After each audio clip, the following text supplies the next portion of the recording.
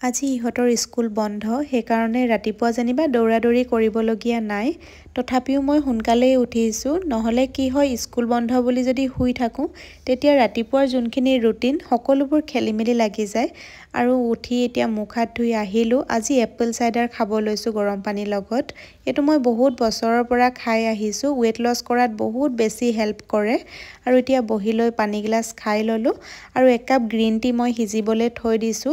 এতিয়া বলো চাহখিনি হিজে মানে মই ব্ৰেকফাষ্টটোৱে বনাই লব পাৰিম ইহঁতৰ কাৰণে দুইটাকে উঠালো পঢ়িবলৈ দিছো যেহেতু হাফ ইয়াৰলি এক্সাম পাইছে হিয়ে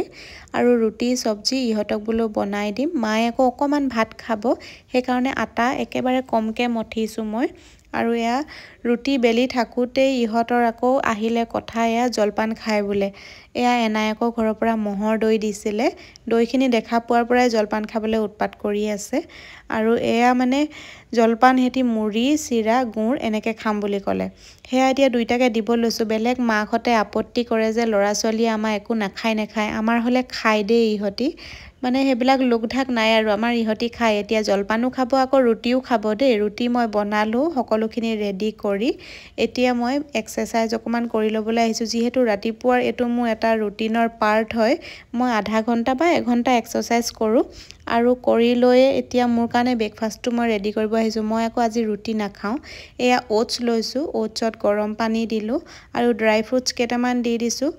কাজু কিসমিসে আছিলে হেয়াই দিছো আৰু 1 চামুচ চিয়া সিড দিছো চিয়া সিড আৰু ওটছ খিনি এতিয়া ফুলিবলৈ দিম তেতিয়ালৈকে মই গাটো ধুই আহিম আৰু গা ধুই আহি পূজা কৰি ললো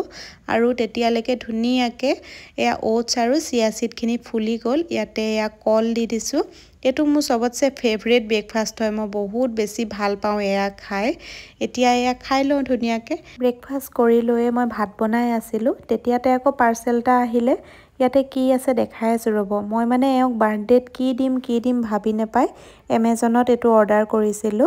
ইয়াৰ আগতেও মই লৈছো এনেকুৱা দুটা কাপ দুটা হেয়া সৰু আছিলে এই দুটা অকমান ডাঙৰ সাইজত দিছিলো